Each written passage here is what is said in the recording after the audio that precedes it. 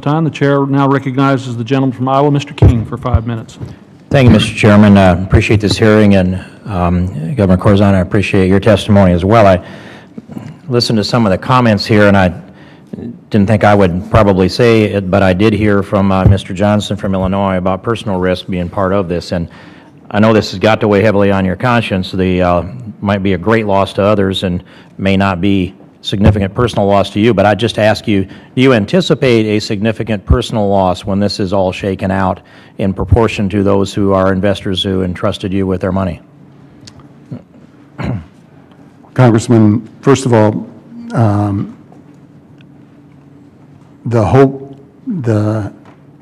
my own expectation, even at these late hours, are that the money will be recovered, but no matter the anguish that individuals feel because they are uncertain is very serious, and for that I both apologize, and I will certainly do those things that I can to help make that process. I'm convinced of that, but do you anticipate a proportional personal loss? I think I will repeat what I said to Congressman Johnson.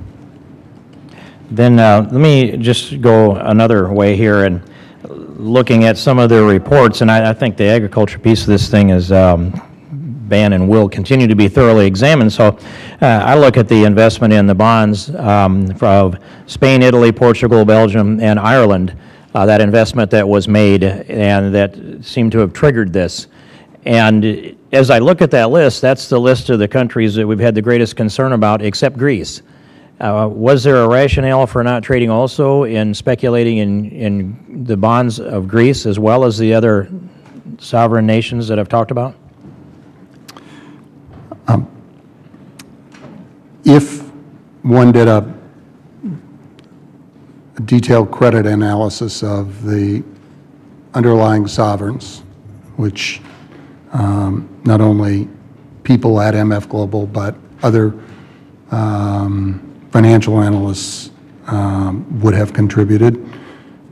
Greece seemed as a country that could potentially, with a significant probability, go through a restructuring process. Substantially less solvent than the other countries? Running substantially higher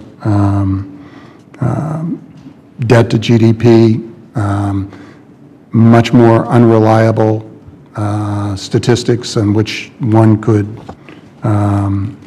well, then let me I know that clock is ticking, and I talk faster than most of the folks in this Capitol, but as the investment in the other countries, was it made with the anticipation that Greece would be bailed out? The investments in those 5 countries were made because there was a judgment. As I said, it was a challenge judgment, both by people and was part of that judgment that Greece was likely to be bailed out by the rest of the EU? The answer is no to that. Okay.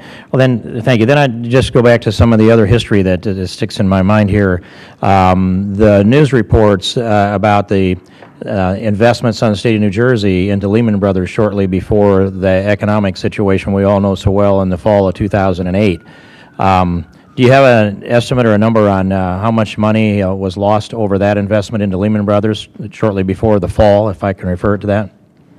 I don't recollect the amount of loss, and as I think... would it be in the area of $100 million? It may very well have been, but I would suggest that we had an investment department that was separate from the governor's department. Okay.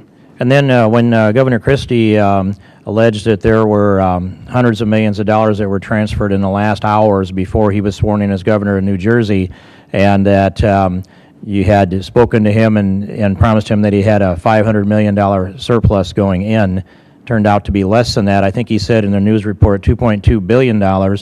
I think you add the 500 to that, so that comes to around $2.7 billion in shortfall. I wanted to give you an opportunity publicly to respond to that, as I don't know that I've seen a response in the media. And First of all, I think my